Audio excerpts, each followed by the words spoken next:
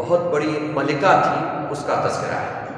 اچھا، میں نے خاص طور سے یہ ٹاپک اس وجہ سے آج، حالانکہ بہت ساری آیتیں ہیں کہنے کے لیے، بیان کرنے کے لیے، لیکن یہ ٹاپک سیدنا سلیمان علیہ السلام کا اس وجہ سے لیا کیونکہ اس میں ہمارے عقیدے کی بڑی عمدہ چیزیں ہیں۔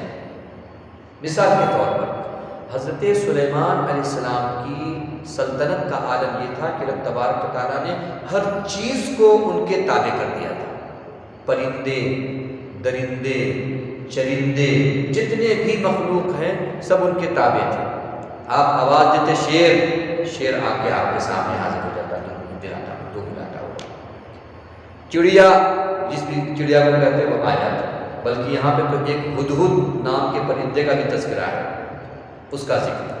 حضرت سلیمان علیہ السلام ایک وادی سے گزر رہے تھے، ابھی بہت دور کے علاقے میں تھے کہ حضرت سلیمان علیہ السلام نے سنا، دیکھیں توجہ دیں، ابھی تقریباً کئی میل کی مسافت پہ تھے، اور حضرت سلیمان علیہ السلام نے سنا کہ وادی کے اندر ایک چیونٹیوں کا پورا جھنڈ ہے جو جا رہا ہے، اور اس جھنڈ میں جو چیونٹیوں کی سردار ہے وہ کہہ رہی ہے جلدی جلدی اپنے سوراخوں میں گھس جاؤ، ورنہ سلیمان علیہ السلام کی فوج آ رہی ہے، کہیں بے خیالی میں تم کو وہ اپنے پیروں سے روند نہ ڈالے۔ کون کہہ رہا ہے؟ چیونٹی بول رہی ہے، چیونٹیوں کی سردار بول رہی ہے، اور سننے والا کون ہے؟ حضرت سلیمان علیہ السلام۔ کہاں سے سن رہے ہیں؟ کئی میل کی دوری سے۔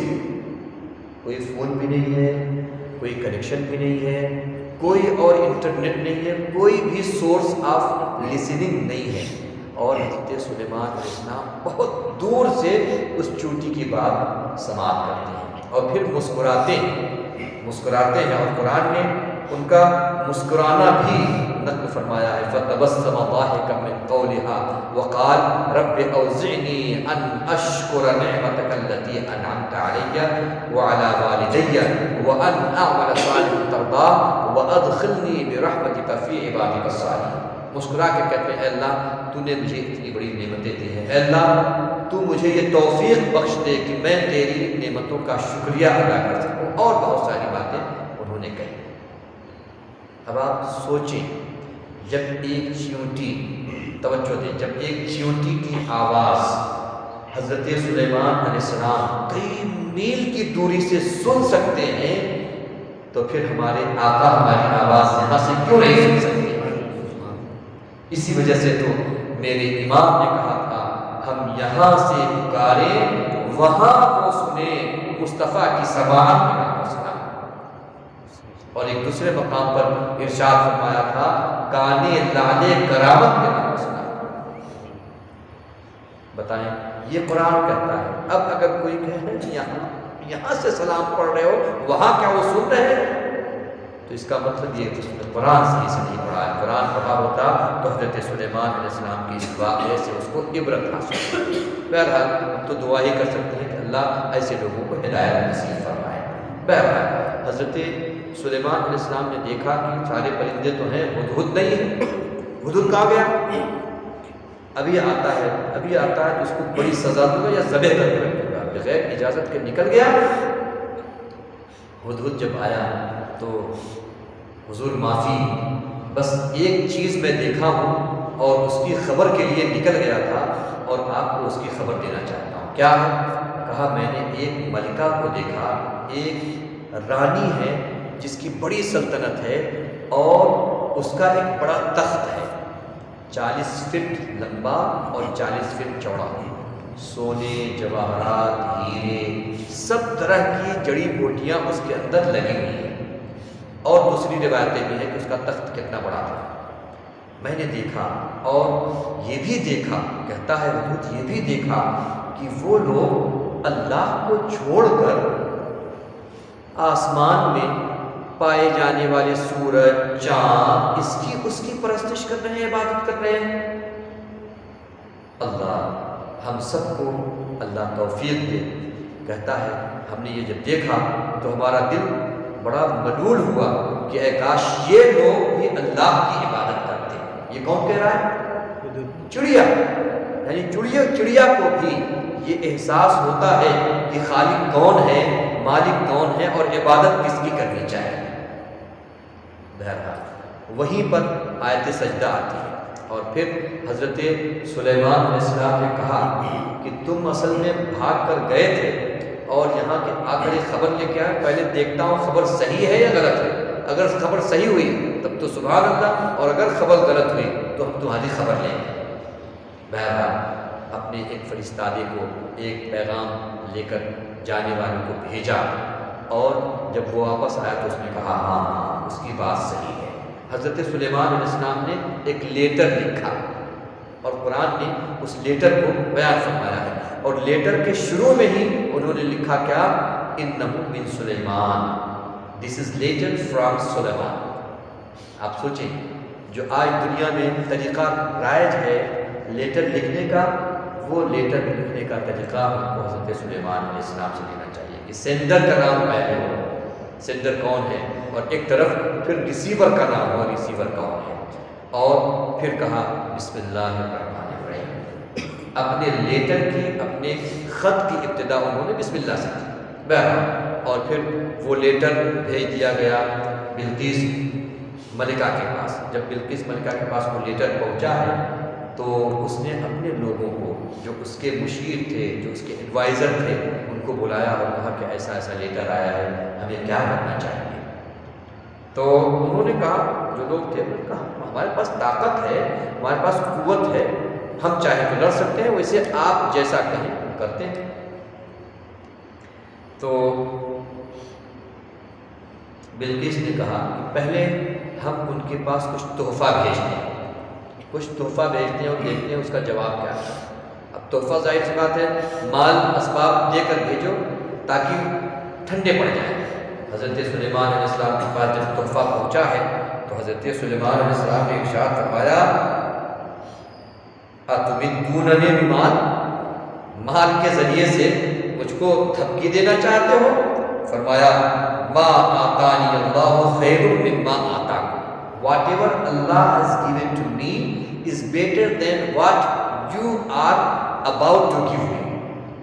جو اللہ نے مجھے دیا ہے وہ تمہارے دینے والی چیز سے بہتر ہے۔ اور پھر فرمایا کہ اگر ملک خدا میں کوئی غیر اللہ کی عبادت کرے تو یہ نبی برداشت نہیں کر سکتا۔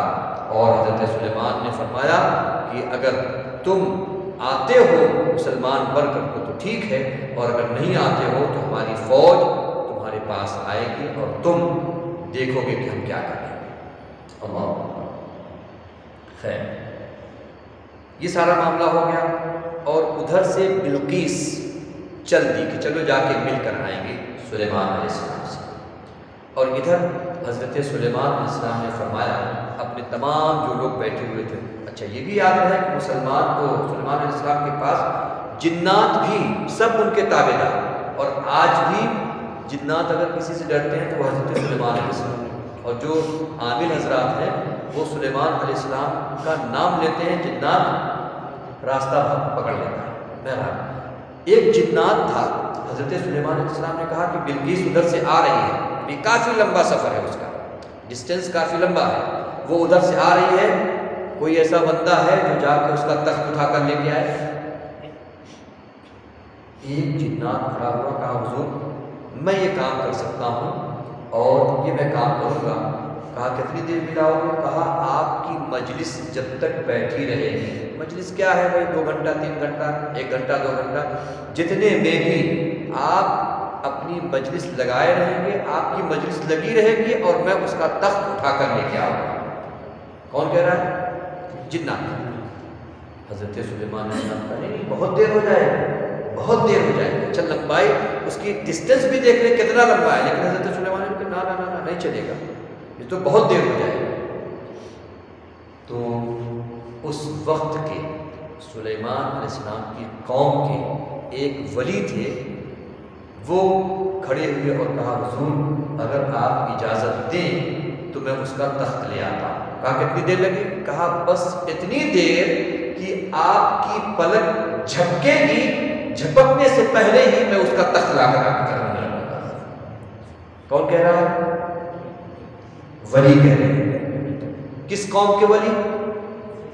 سلیمان علیہ السلام کی قوم کے ولی کہہ رہے ہیں۔ اب مجھے بتائیں آپ، اور لے کے آئے جب سیدنا سلیمان علیہ السلام کی قوم کے ولی کا یہ عالم ہے کہ میلوں دور اگر کوئی تخت ہے تو وہ پلک جھپکتے ہیں، آپ پلک جھپکتے ہیں تو سمجھ سکتے ہیں کہ 1 سیکنڈ بھی نہ لگے اور وہ تخت لا کر حضرت سلیمان علیہ السلام کے قدموں میں رکھ دیں۔ جب یہ ان کا عالم ہے جو سلیمان علیہ السلام کی قوم کے ولی ہیں، تو مجھے کہنے دیں کہ ہمارے غوث کا کیا عالم ہوگا، ہمارے خواجہ کا کیا عالم ہوگا، ہمارے داتا کا کیا عالم ہوگا جو نبی آخر الزمان کے قوم کے ولی ہیں۔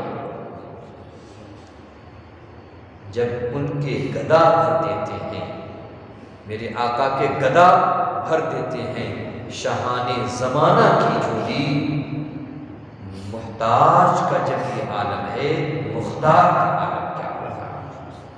مختار کا عالم، میرے آقا کا کیا عالم ہوگا؟ بہرحال جب بلقیس پہنچی تو اس نے دیکھا، ارے یہ تو بالکل میرے تخت کی طرح ہے، میرے تخت کی طرح ہے۔ تو کہتی ہے لگتا ہے بالکل وہی ہے۔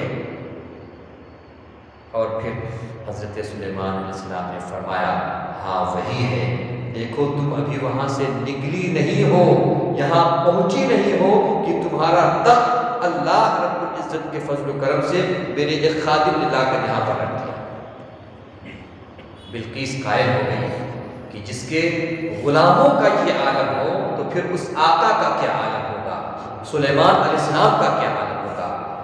اور جو قلعہ بنایا گیا تھا حضرت سلیمان علیہ السلام کا، وہ پورا شیشے کا، اور ایسا محسوس ہو رہا تھا کہ پانی بہہ رہا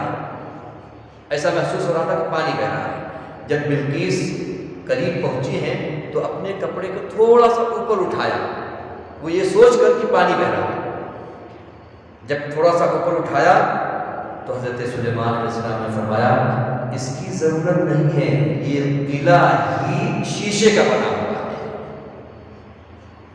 تو بلقیس حضرت سلیمان علیہ السلام کی قائل ہو گئی کہ جس انسان کو اللہ کی طرف سے اتنی قدرتیں دی گئی ہو تو وہ پھر نارمل بندہ نہیں ہو سکتا۔